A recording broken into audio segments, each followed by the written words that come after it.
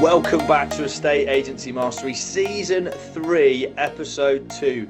Now, if you watched my first episode, you know we had Stephanie Vasson from TA UK, and I promised this would be broker agnostic. So we've got Adam Mackay on from EXP. Adam, thank you so much for joining us. I know you've just iconed yesterday, so congratulations. I know you're a huge advocate of your model, and if anyone doesn't know who you are, they pretty much had to blink in the last 18 months because you are everywhere advocating for the self-employed personal agency space and obviously EXP. Now today, like we did on the first episode, we're going to try as much as possible and leave the brokerage that we're associated with aside and look at more value for our agents. But before we do you mind just giving a quick intro for anyone that's been under a rock for the last 18 months that doesn't know who you are? Well, firstly, thanks for having me on, Chris. Pleasure to come on. I'm Adam Mackay. I've run my own independent agency since 2010. 2024, I partnered with EXP, and this year, 2025, I have rebranded and partnered up with one of my closest friends, Jamie, who owned his own brokerage agency, and so to create Moving. So in that time, I've set up a little, group of agents where I support agents called Real Agency. So yeah, and I have been everywhere in the last, and I'm absolutely shattered, actually, Chris. So I'm looking forward to a break at Christmas. Yeah. Good on you. Well, before you have that break, this might be your last podcast of the year.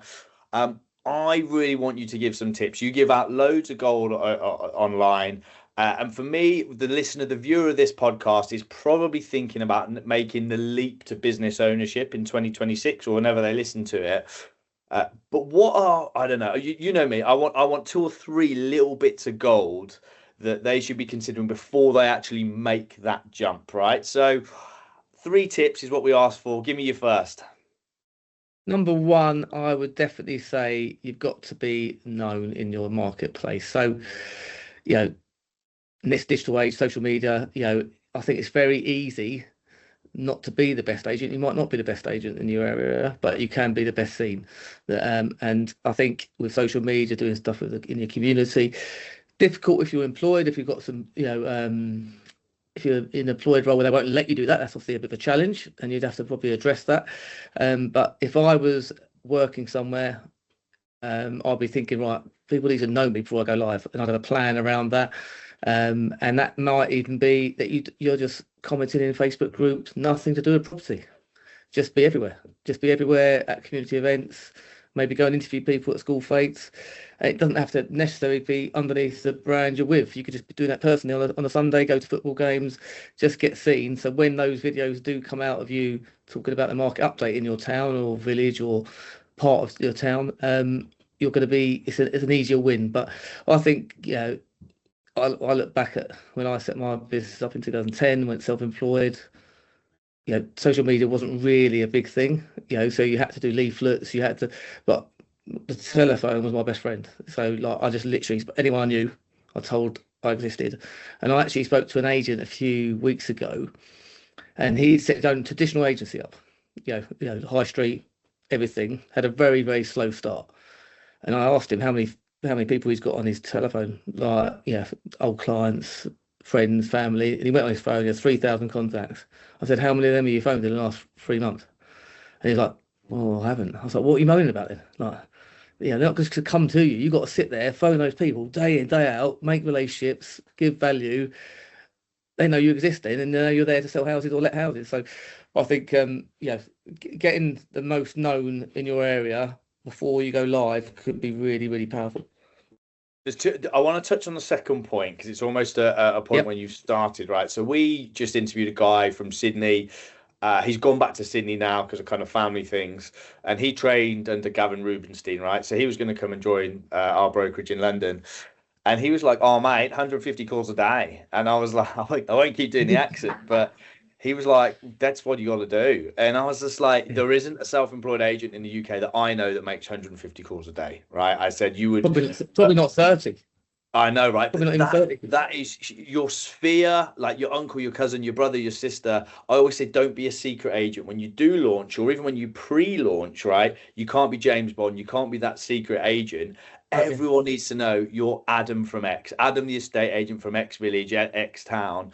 And Chris Watkins talks about this a lot, is how do you become that economist of choice locally before you start, and how do you build that personal brand? So going back to the key point of building that brand and being known, let's say you're working with a business and they do allow you to push your socials out. What would you be doing, say, 2, 3, 4, 5 months before you start? Would you be doing top 50 streets in your town? Would you, how would you be doing it? I think it comes down to a blended approach. I don't, you can't be selling down the camera every day.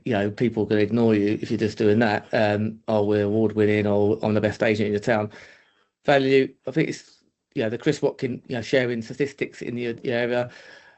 Sometimes little snippets. I remember I did a post about the average detached house sold in my town years ago when I first started using Chris, actually. And I did one little snippet on Instagram, and I had loads of interest. Oh, I didn't realise it. That's what detached houses. So giving little snippets of data, huge. The biggest thing I did in my business was listening to Chris, and he banged on years ago about the digital mayor and all that sort of stuff. But going and speaking to other local businesses, throughout the year, not just at Christmas. Christmas is a great time to do it if you're doing a countdown to Christmas or Christmas calendar. But, that was the biggest thing I did in my business locally, because I actually built relationships with other business owners.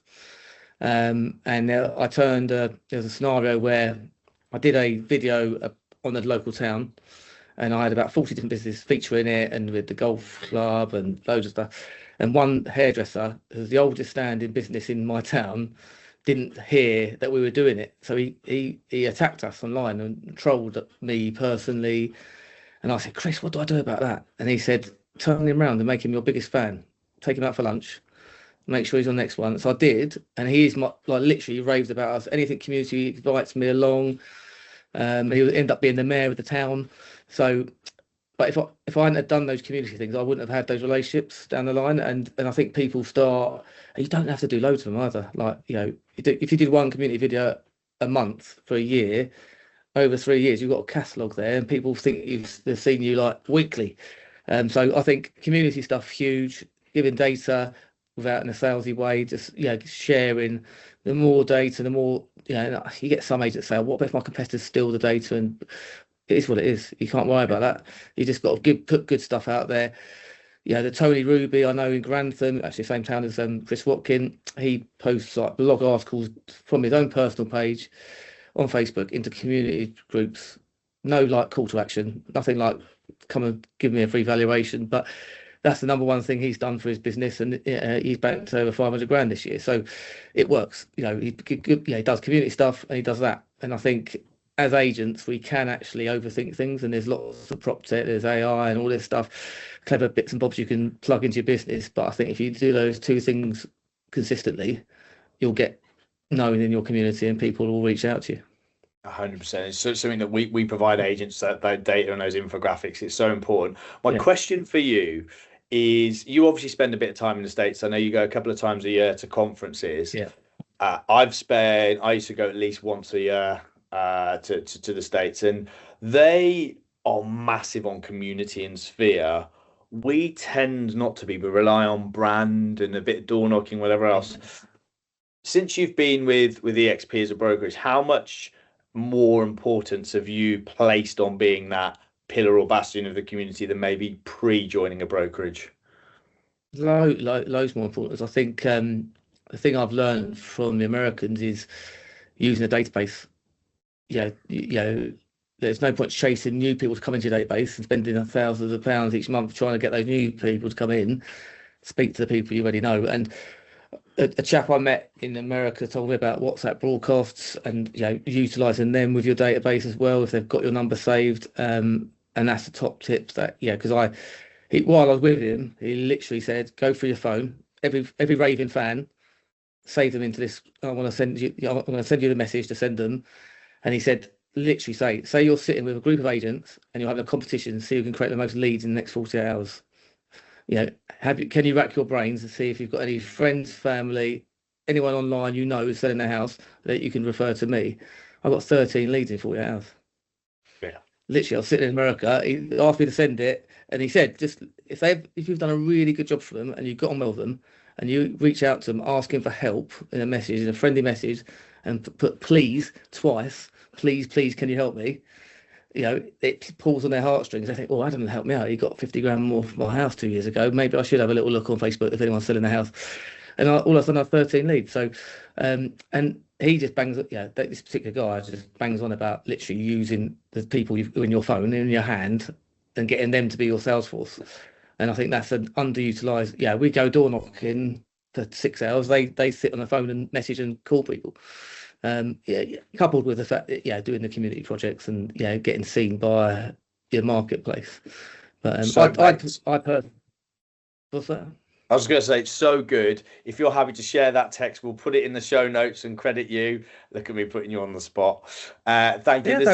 And listen, I know you're happy to share. You're one of the great guys in our industry. Before I forget, we move on to the next point. I always say to people as well, if don't nick a database, right? That's not the right way of going about stuff. But what I would do is every single valuation I'm going on, I'd be adding that person on LinkedIn and Facebook. So when I do launch my own business, I'm not reaching out to them saying, hey, come and use me. But if they've had a good experience and they thought, hey, Chris was the brand, right? Not XYZ agents, they can then choose to engage with me. There's nothing wrong with that. You're not doing anything untoward. But that'd be my huge bit of advice as well, because if people see, if you engage, I mean, my view is pre-valuation, you should be making friends with them on socials anyway, because you're for various reasons, right? But then when you do launch, you've got them and they're there. And if they reach out to you, happy days. And, also, I look back and I set my business. I'm a golfer. I play golf. And, I didn't realise how well, being known at a golf club or a club, a running club, cricket, rugby club, whatever it is, that can really give you a leg up. So when I was an agent working under a brand, I would presume most people knew that I was an estate agent because they knew what I did. As soon as I went out on my own, everyone started using me at the golf club, like literally. And all I did, the only change is I did a little bit of sponsorship, did a tiny bit of sponsorship. I sponsored the Pro-Am once a year, which cost me £500. And I sponsored, there's a weekly competition on a Sunday, and I bought a sleeve of balls every week and had my logo on. So those touch points there, people could recognise it was me. But all of a sudden, so I think if you are looking at going your own, you could start sowing the seeds quite early if you drink down the same pub, drop a hint that you're thinking of going out on your own and get people thinking, about you. Because I think as agents, we naturally look at I want to take over the world. I want to sell houses everywhere. I want to be the best. But if you start small and a certain lead source starts flowing in with the leads, it can build a business faster. 100%. And I always say to an agent, if you've got that time and that build up, see if you can go and create your own Excel sheet with 300 people in your local area. So when you do launch, again, you're not nicking a database, but you've got 300 people to call and go, hey, listen, this is what I'm doing. Do you mind if I share my newsletter with you, etc.? So, all right, fine. We're going to go. Listen, there's so many tips in this. We risk going over. Amazing first tip. Thank you. Tip 2. So you're thinking of going self-employed, joining a brokerage. What else should you be doing? Planning what good looks like. I think, planning what a reasonable first year would look like.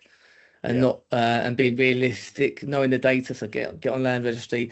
You can get it on various different websites. Work out the value of your market. Where you're going to hit. If I take, I did a session today with an agent. Like just a small part of the town was worth for £500,000 in fees, and I was like, you're trying to hit the whole town. Let's just focus on that part of town. Like, you just need to get to 10% market share there, and you've built a decent business. So, I think. What good looks like. Set yourself a goal, and then work out how many valuations you need, how much inputs you need to go and create those valuations. But I think a big thing what self-employed agents struggle with is once they hit that goal, where's not resetting a goal, and they sometimes reach a bit of burnout, and like maybe they've had £100,000 year 2, whatever point, and then they've not reset it. So I've made those mistakes in my business, in my career. Like you set yourself a goal, you get there, it doesn't feel that great. You're shattered. You've now got more cost as well as more income, and you need to then set your next goal. So, but with AI now, I've done my whole year plan next year based, just talking to AI, sharing the stats like we did from last year, saying this is what I want to do. If I, average fee here, plug this in, and then it creates a big report, and then work it on the board. I've got a huge calendar where I've planned the year next year, my goals all around it, manifestation bits and bobs. So I think focusing on that clarity, keeping a clear goal of like, right, every day, I had a business coach years ago, and it is like, you just need to book one valuation a day. Every time you go to work, that's what success looks like. Just focus on that. And that was when I was only in 3 or 4 years into my business. And that was huge. We just had that's all we had, the whiteboard. And every time we put a value, we'd put a line. And you can get very like consumed about everything. But I think having a plan of what good looks like, patting yourself on the back if you've hit those goals, but then resetting. Nice. I think too many agents start without really know where they're going. Yeah. And then that's like a bit of door knocking. Well, I'm not really sure what to do now. But you need to have a plan, and it's not rocket science, is it? It's not, and there's two things that you've done there that you've kind of half alluded to that I really want to draw the listeners or viewers' attentions to. That's the first thing, is you said make a plan, and then you've looked up at your plan in your eyesight, which is huge, right? I've got a business planning tool you can download from my website, and essentially what I say is in the first page is this isn't a tool where you produce a one-page business plan and then forget it. You have to refer back to this daily, and it is what will keep you accountable. So that is huge. And then the second thing you kind of half touched on is once you've got your plan, you have to stick to it because of the compound principle, right? And agents that will go, right, I've had a bit of a naff week last week. Oh, but I've got a referral, right? I was going to do some door knocking today, but I really want to focus on socials. I'm filming tomorrow, so I won't have time to do.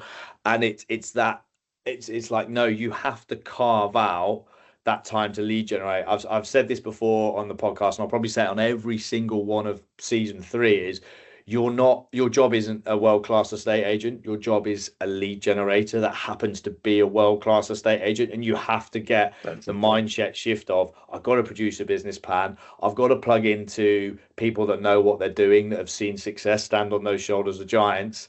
And if I don't follow that compound principle and I'm sporadic, I'm throwing shit at the wall. If I listen to people who have done it and have achieved before me and stick to what they say, I'm far more likely to achieve a profitable business, which is why we're all doing this, right? Of course, yeah. That's why you get those peaks and troughs. Most people get those peaks and troughs because when they're really busy and they've got loads of listings or difficult chains to get over the line, they stop doing the doing, and then they have a lull, don't they? They're not getting the vowels come in because they've not been speaking to anyone. Right? But yeah, I think that's crazy. It's very true. And it's Parkinson's law, right? However long you give a task is how long it will take. So if you go, I can't lead generate tomorrow because I'm filming and I got this, that'll take up your whole day. If you're like, right, I'm filming at midday, I still lead generate between 9 and 12, you'll get so much more done. But again, if you're an independent and you don't have a mentor or people around you that are like, no, do it this way, it's so easy to go through those peaks and troughs. And my job and your job as people that love bringing people into these models and mentoring them is to ensure that that lead generation is daily, and it links back to what good looks like. So point 2, brilliant. Thank you. Come on then, third and final. What have we got, Adam? So you're thinking about going self-employed. You really want to be that business owner. What's one other thing you should be doing? I learned this the hard way. Don't try to take over the world and go super focused on a niche area. And that could be a niche type of property, or it could be a niche location area. When I first started, I wanted to sell country estates and 1-bedroom apartments, and I'd travel 45 minutes to do a viewing or valuation. I remember I sold one. I'm in Hertfordshire. I sold one in Norfolk. And I sold one in, I literally sold one in Norfolk. I didn't refer it. I just went and did it myself. And I think what I'm seeing is success from self-employed partner agents, whether they're working under a team or on their complete own. The ones that have the fastest, success are going really niche. That could be high-end, high fees, certain type of property, or it could be that part of town or that village, and literally being known for that. And I think it's very easy to then take valuations anywhere when you first go, and like you offer viewing, you go and get one elsewhere. It's very easy to end up being a busy fool, and yes, you don't want to turn down that £5,000 fee, when you're first going, because £5 a lot of money if you get a fee out. But I think if you the ones that are clever, and I'm working with an agent at the moment who's like literally so strict on this, you know, you're not going to get anything off the back of that really. You're not building a brand over there, 45 minutes away. You're better off spending time, instead of going there every Saturday doing viewings for the next 6 weeks, you're better off spending time in your community trying to build where you're actually, where your life's going to be in the next few years. So I think that forms part of your business plan, I suppose. Planning what good looks like, planning where you're going to trade, what your average fees going to look like, and all that sort of stuff. So it all goes back to planning, but then being strict on it. And I think, like an agent I'm working with at the moment, he's only just gone live last 6 months. He got offered an instruction last week and was on our little weekly call, and he was like, it's 1 bedroom flat, 300,000. I told him my minimum fee is 8,000, and he decided not to ask me round. And there's agents on the call going, you've just turned down an instruction. He's like, yeah, but that 300 grand flat is not going to get me, the praise in my local marketplace to get the £1 million houses I want to list. So for his model, he wants to attract the £1 million sellers. So I think it's very easy. So that was more type of property he was walking away from.